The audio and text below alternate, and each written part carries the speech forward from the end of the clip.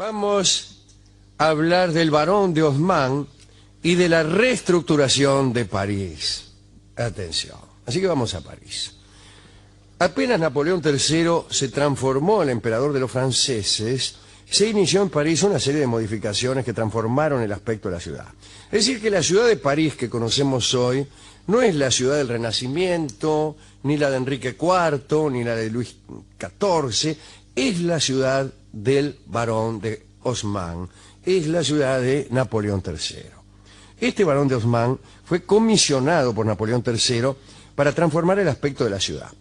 Haussmann era un urbanista y político partidario del Segundo Imperio. Había nacido en 1809 y llevó a cabo el mayor proyecto de renovación urbana de los tiempos modernos. Estas modificaciones tenían un motivo claro y explícito que después fue olvidado.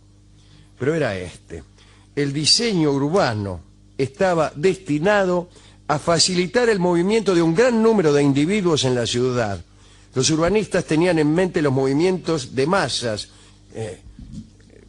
Venían de vivir revoluciones bastante cercanas, la de 1830, la de 1848, y lo digo ahora, se planeaba la ciudad para reprimir el movimiento de masas, para poder reprimir fácilmente el movimiento de masas, facilitar el movimiento de individuos y permitir la represión del movimiento de masas.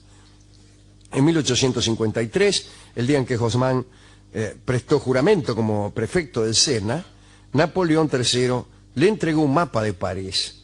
Y allí Napoleón había trazado con 4 colores diferentes unas rayas que indicaban la urgencia, los colores digo, la urgencia de cada proyecto. Las rayas significaban las calles que se proponía construir y ese mapa se convirtió en el plano básico para la transformación de la ciudad. Ni bien empezó a trabajar, a Haussmann le pusieron el mote de el prefecto demoledor.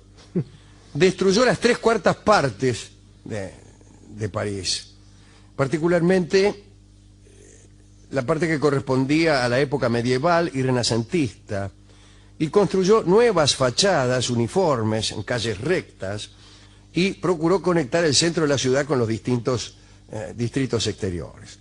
Todo lo reedificaba con un nuevo material característico más tarde de la Torre Eiffel. Dicen que le gritaba a su arquitecto: hierro, hierro, nada más que hierro.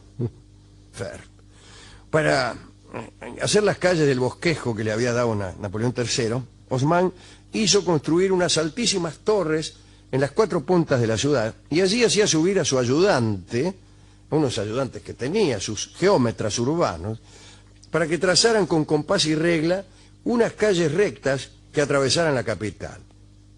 Y estos geómetras dirigían su atención especialmente al norte y al noreste de la ciudad, zona de casas de obreros, talleres, pequeñas fábricas. Haussmann pretendía separar y dividir las comunidades de los pobres con los bulevares por los cuales discurría el tráfico. Estos bulevares crearon un muro de vehículos, tras el cual se hallaban fragmentados los distritos pobres. Además, el ancho de las calles estaba calculado teniendo en cuenta los temores de Napoleón III a la movilidad de la multitud sublevada. Ese ancho permitía que 2 carros del ejército se desplazaran en paralelo, lo que posibilitaba a la milicia, en caso necesario, disparar hacia ambos lados de la calle. En cuanto a las viviendas, se dispuso la construcción de bloques continuos de edificios, que son los que ustedes ven ahora en París. La ciudad de París es una ciudad con una altura uniforme. Eso no significa que la uniformidad produzca necesariamente belleza, aunque podríamos hablar un rato de esto, pero al menos los edificios de una misma altura nos evitan la medianera. Una de las terribles desgracias de la ciudad de Buenos Aires es la medianera, porque no ha habido aquí ningún Barón Haussmann. Pero esta es casi una charla en contra del barón por lo mucho que destruyó, ¿no? De todos modos, reemplazó lo destruido por algo que conllevaba a una idea. Aquí jamás sucedió esto. Lo destruido, que en cualquier caso nunca fueron construcciones medievales ni renacentistas, ni siquiera dignas de ser preservadas en realidad, pero digo, lo destruido es aquí reemplazado por el capricho del contratista. Sí. toda la ciudad de Buenos Aires está construida del modo en que han querido las empresas constructoras, sin absolutamente ninguna legislación urbana que cumplir. Y cuando hubo legislación urbana, se encargaron, mediante artilugios que yo podría explicar, de eludir el cumplimiento de esas leyes. Y el resultado es una ciudad muy perjudicada en su belleza y muy perjudicada en su desarrollo posterior. Es muy difícil conseguir de la ciudad de Buenos Aires que dé mucho más de lo que hay, porque está estropeada, yo diría que para siempre, por siglos, por ese enorme legado de edificios de 14 pisos que nos dejaron las décadas del 60 y el 70. Es un enorme legado del que es imposible desembarazarse, salvo que se derrumben los edificios por defectos de construcción. Pero cuando digo edificios de 14 pisos, digo si tenemos suerte, porque en realidad lo que sucede es que hay uno de 14, uno de 3, uno de 21, uno a 4 luces, un corralón. Sí. Y esto produce una enorme fealdad. Y yo creo que uno de los derechos inalienables de todo habitante de una ciudad es el derecho a disfrutar de la belleza, aunque sea una belleza atorranta, como podía disfrutar yo hace muchos años en Caseros, que era un barrio muy pobre. El barrio que hay hoy es menos pobre, pero mucho más feo, mucho más feo. En aquel tiempo, como los mercaderes no se habían enriquecido, no tenían dinero para construir garages, por ejemplo. Entonces había jardines, son mucho más baratos. Bueno, a veces paso con mucho dolor por casas que yo he conocido, las conocí llenas de rosales y de árboles, y ahora tienen un garage espantoso con una 4x4 dentro. El tipo es mucho más próspero, el dueño de la casa, sí. Pero todo es horrible, todo es horrible, ¿no? Bueno, además de las fachadas, volvamos a París. Además de las fachadas, en París se taparon las calles de 1 metro de ancho.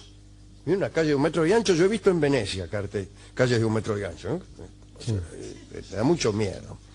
Pero además de la fachada se hizo un trabajo en los contrafrentes. Ordenó Napoleón III tratar de que no fuera posible la interconexión ni el fácil acceso de una vivienda a otra. ¿No? Otro de los dichos de Haussmann era que la propiedad debía ser más particular que nunca. Mientras se planeaban todas estas cosas, a Haussmann le pasaban algunas otras de orden más privado que público. Hace algún tiempo hablamos de una amante de Napoleón III, a la que le decían Margot la bromista, Margot la rigoleuse. Le encantaba a esta muchacha seducir a los muchachos haciendo cabriolas. Parece que estaba dotada de una enorme agilidad, sí. Y le encantaba entrar a los salones caminando con las manos. De paso aprovechaba para hacerse mirar las gambas. Claro. Imagínense, ¿no? Bueno, durante un día de lluvia, la chica estaba inmovilizada en una esquina y el emperador, que pasaba por ahí, le tiró su capa desde una caleza para que pudiera cruzar un charco sin problemas. Bueno, después se convirtieron en amantes. Y tiempito después, Margot estaba embarazada. En enero de 1864, Margot dejó de salir y en febrero se supo que había dado a luz un niño bautizado Carlos. Todo el mundo atribuyó la paternidad a Napoleón III. Pero al poco tiempo corrió el rumor de que aquel embarazo y aquel parto eran una farsa. Parece que Napoleón era efectivamente el padre de aquella criatura, pero Margot no era la madre. Napoleón, durante sus amoríos con Margot, la rigoleuse, se había convertido también en amante, nada menos que de la hija del barón Haussmann, aprovechando que estaba dele demoliendo. La hija de Haussmann era rubia, hermosa, de 15 años, se llamaba Valentine. Dicen que era encantadora, precoz y un poco esquiva, aunque no tanto. No se nota. Menos mal, sí, claro. esquiva por un rato. Sí. Napoleón la había dejado embarazada y calculó que el escándalo iba a ser enorme si todos se enteraban de que había dejado embarazada a una chica de 15 años y que además esa chica era la hija de Osman. Fue entonces que se dispuso una sustitución para dejar fuera de escena a Valentín. Napoleón le pidió entonces a Margot que fingiera un embarazo. Valentín fue confinada y cuando el chico nació se lo llevaron inmediatamente a Margot y el barón de Haussmann respiró porque la farsa había dado resultado.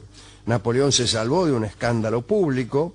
Ahora, eso sí, la que estaba un poco enojada era la mujer del emperador, Eugenia de Montijo, que no sabía de la sustitución, pero sí de la infidelidad de su esposo, al menos con Margot o con quien fuere. Pensaba, como la mayoría, que el hijo de Margot era de Luis, de Napoleón. El emperador entonces se sometió a un ultimátum de su esposa. La esposa, doña Eugenia de Montijo, le dijo, disculpe la involuntaria rima, mirá, dice, así que tuviste un hijo con Margot, bueno, yo quiero que Margot me firme una carta a mí en la que confiese que el hijo que ha tenido contigo en realidad es de otro y que además me jure que se va a retirar de París para siempre. Más sí de que... ¿no? Y fíjese qué cosa tan extraña, el chico era en realidad hijo de Napoleón III y de la hija del barón de Haussmann. En virtud de la farsa, de las sustituciones y de las promesas hechas a Eugenia, el pobre chico quedó como hijo de Margot, que era nadie, y de un desconocido. Y nunca más se supo de ese pibe. Margot le firmó aquella confesión y de esa forma este hijo tuvo un destino que no era el suyo. A la Rigoleuse no la vieron nunca más, se fue de París y nunca más se supo. Ahora bien, solucionado este problema, Haussmann y sus geómetras siguieron. Dividieron la ciudad de París en 3 redes. La primera consistía en el laberinto de calles que formaban originalmente la ciudad medieval.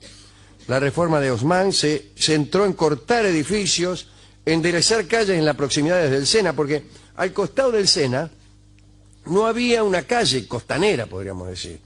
¿Qué sé yo? Ahí era... a veces había una callecita, a veces no. Todo era muy caótico, era imposible reconocer una calle que posibilitara el tránsito a lo largo del río. Morían ahí sin pena ni gloria las calles. La segunda red consistía en calles que comunicaban la ciudad con la periferia. Y la tercera red, la más amorfa, consistía en calles que comunicaban las principales vías de la ciudad y las redes primera y segunda entre sí. Las calles de la segunda red era lo que llamaba Haussmann las venas de la ciudad. Servían para salir. Si alguno conoce París, está el Boulevard de Sebastopol, que es la calle que va para el norte. Es una calle derecha, parece Rivadavia, parece. Que iba desde Châtelet hasta la puerta de Saint-Denis. Y tenía un ancho, tiene un ancho de 30 metros, y dividía en dos una zona congestionada, irregular y pobre en aquel entonces, ¿no? De modo tal que las antiguas calles y sus edificios no se comunicaban con el bulevar. Fíjese qué raro. A veces desembocaban allí en ángulos difíciles, sí, intransitables. O sea que los edificios que hoy vemos en el Boulevard de Sebastopol son posteriores. A Walter Benjamin esto le parecía una aberración. Decía que el tráfico había quedado divorciado del diseño de los edificios situados a lo largo de la calle. Decía que los edificios apuntaban para un lado y las calles para otro. Se trataba, decía Benjamin, de sacar a la gente del centro, no de que viviera en él. Bueno, ni más ni menos que una autopista. Sí. Digamos, para terminar, que Haussmann rompió incluso con algunas tradiciones para gestar trayectos rápidos. Uno de los mayores problemas eran las carretas que se desplazaban rodeando el cementerio de Montmartre, y Haussmann perturbó a los muertos. Hizo una vía sobre el cementerio. Sí, lo cortó. Claro. Y llevó a terribles juicios con los familiares de los difuntos, a los que hubo que pagarles, ¿no?, por disponer del aire sobre los muertos. Se construyó también la calle de Coulencourt, que para muchos expresaba cómo la nueva geografía de París violaba todos los aspectos tradicionales de la vida urbana. Haussmann murió en 1891 y tiene una calle en París, de grata recordación para mí, que es la continuación del Boulevard de Montparnasse, la calle que termina ahí cerca del Opéra.